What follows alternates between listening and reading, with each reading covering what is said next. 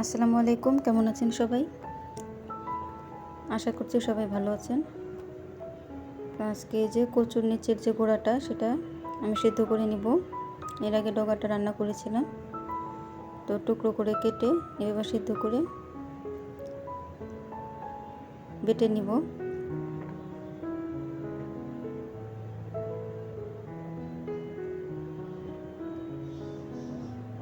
তো পাটায় আমি বেটে নিচ্ছি।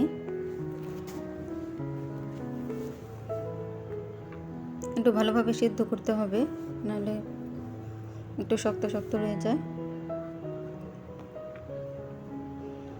তো বাটার পরে সেটাকে আমি রান্না করে নিব। দুটো তেজপাতা দিয়ে দিলাম, আর এখানে আমি পেঁয়াজ কাঁচামরিচ দিয়ে দিব।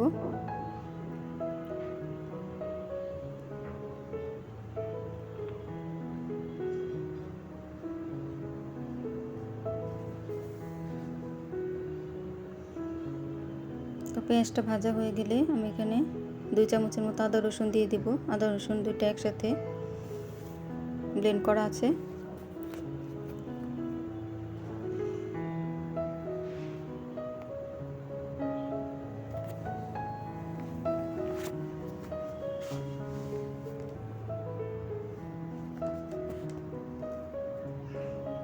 আদা রসুনটা একটু ভেজে নিব হালকা।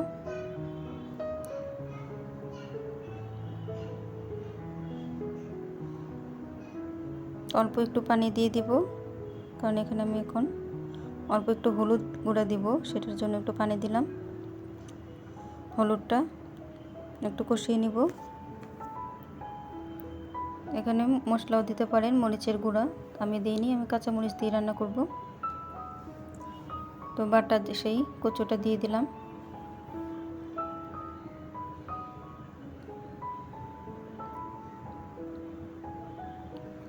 তো কচুটাকে এখন নেড়ে চেড়ে রান্না করে নিব। এখানে আর কোনো কিছু অ্যাড করব না, যা দিয়েছি সেগুলাই। পরিমাণ মতো লবণ দিয়ে দিলাম। তো ভালোভাবে অনেকক্ষণ ভাজতে হবে।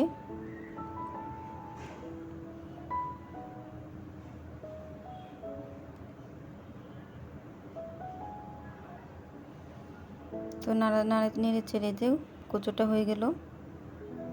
কচুর এটা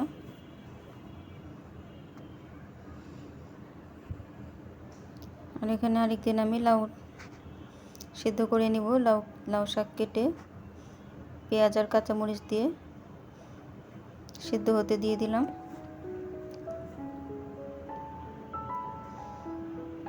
তো এখানে আমি আলু আর সিমও দিতে পারেন এই সিদ্ধ করার সময়। তো আমি একদম ভুলে গিয়েছিলাম আলু দিতে, শুধু শাকটাই সিদ্ধ করে নিয়েছি।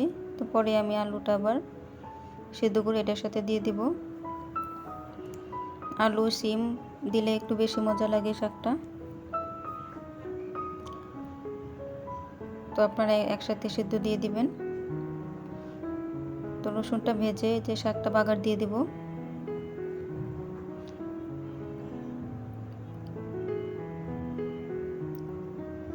শাকটা বুঝে লবণ দিতে হবে, শাক পরিমাণে কম হয়ে যায়।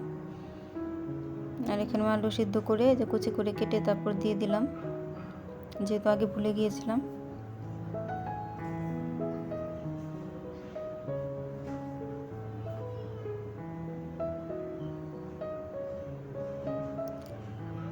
পটল দিয়ে এখানে ইলিশ মাছ রান্না করব। সবগুলো মশলা একবারে কষিয়ে আলু আর পটল দিয়ে দিলাম। আলু আর পটল অল্প কষানোর পরে যে পানি দিয়ে দিলাম।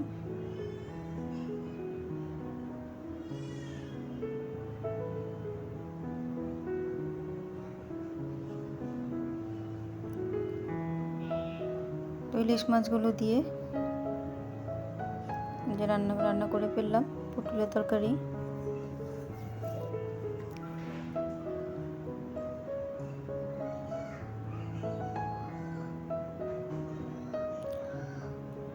তো আজকে ডালটায় জলপাই দিয়ে রান্না করব। জলপাই দিয়ে দিলাম।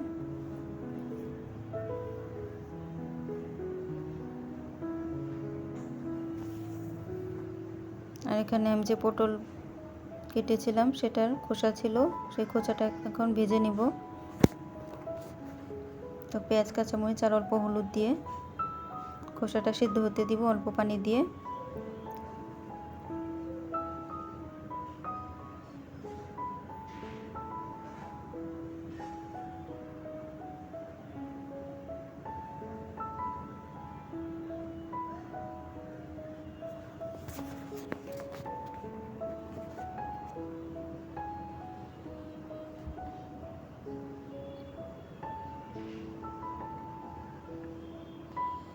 তো অল্প পানি দিয়ে ঢেকে রাখবো পরিমাণ মতো লবণ দিয়ে।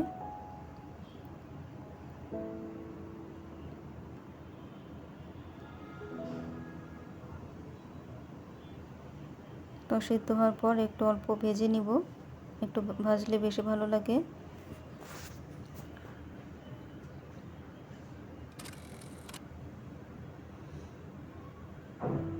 আর যে জুম্মাবারে নামাজ পড়ে এসে তারা যে কেক নিয়ে এসেছিল নামাজ শেষে, 3 জনই গিয়েছিল নামাজ পড়তে, এখন তারা খেয়ে নিবে বাচ্চারা। এখানে 2টা কেক, একটা পিস 100 টাকা করে নিয়েছিল।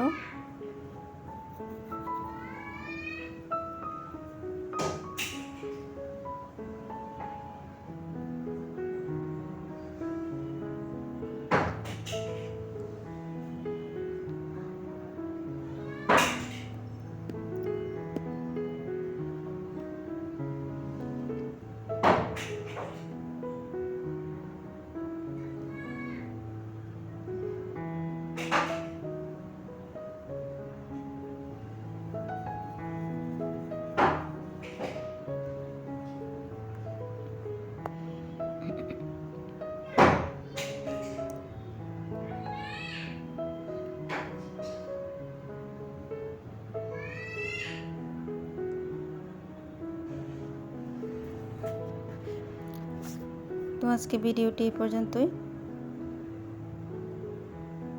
ভালো থাকবেন সবাই। আল্লাহ হাফেজ।